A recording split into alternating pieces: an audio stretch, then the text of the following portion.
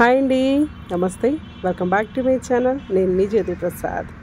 Okay friends, రూపాయి ఖర్చు లేకుండా టోటల్ ఆర్గానిక్ ఫర్టిలైజర్ నేను ఈరోజు మీకు ఈ వీడియోలో చెప్పబోతున్నాను. వీడియో స్కిప్ చేయకండి, ఛానల్ సబ్స్క్రైబ్ చేసుకోండి. అండ్ మీ మొక్కలకి ఎటువంటి ప్రాబ్లం ఉన్నా సరే కామెంట్ చేయడం మాత్రం మర్చిపోకండి, ఓకేనా.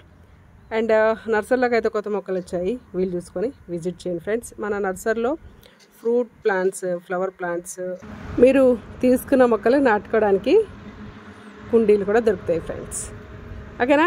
ఈరోజు ఫర్టిలైజర్ వచ్చేసి నిమ్మ తొక్కలతో మన గులాబీ మొక్కకి ఫర్టిలైజర్ ఇద్దామన్నమాట, ఓకేనా. మా ఇంట్లో పూసిన ఓ అందమైన రోజా పువ్వు ఎలా ఉందో చెప్పండి, కామెంట్ చేయండి.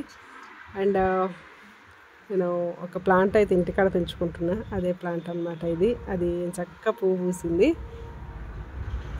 ఓకే, ఈ ప్లాంట్ మనము కుండీలోనే ఇప్పుడు ప్లాంట్స్ అన్నీ డెవలప్ చేసుకుంటున్నాం కాబట్టి కుండీలో ఉన్న మట్టికి మనం వాటరింగ్ చేస్తూ ఉంటాం రోజు. అండ్ మట్టిలో ఉన్న పీహెచ్ లెవెల్ అనేది తగ్గిపోతూ ఉంటుందన్నమాట.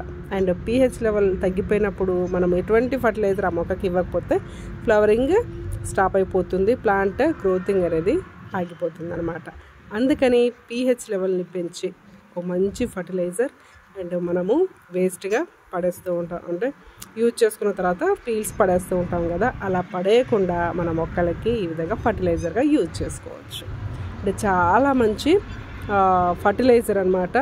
మనకి రూపాయి ఖర్చు లేకుండా మనకి ఫ్రీగా దొరుకుతుంది కాబట్టి మనము హ్యాపీగా ఈ మొక్కలకి మనం యూజ్ చేసుకోవచ్చు. అండ్ ఇంకొక ప్రాసెస్ ఏంటంటే ఫ్రెండ్స్, బియ్యం కడిగిన నీళ్ళలో ఈ నిమ్మ తొక్కల్ని అండ్ కొద్దిగా ఒక 100 గ్రామ్స్ లేకపోతే 50 గ్రామ్స్ బెల్లాన్ని యాడ్ చేసి ఒక 4-5 రోజులు పక్కన పెట్టేసి తర్వాత వడగట్టేసి మొక్కలకి ఇవ్వడం వల్ల అండ్ పువ్వులు ఎక్కువగా పూస్తాయి అన్నమాట. ఆకులు పచ్చగా వస్తాయి అండ్ పువ్వులు పూస్తాయి అండ్ వేర్లు దృఢంగా తయారవుతాయి. అండ్ వేర్లకి కూడా ఎటువంటి ఫంగస్ అనేది అటాక్ కాకుండా చూస్తుంది అనమాట.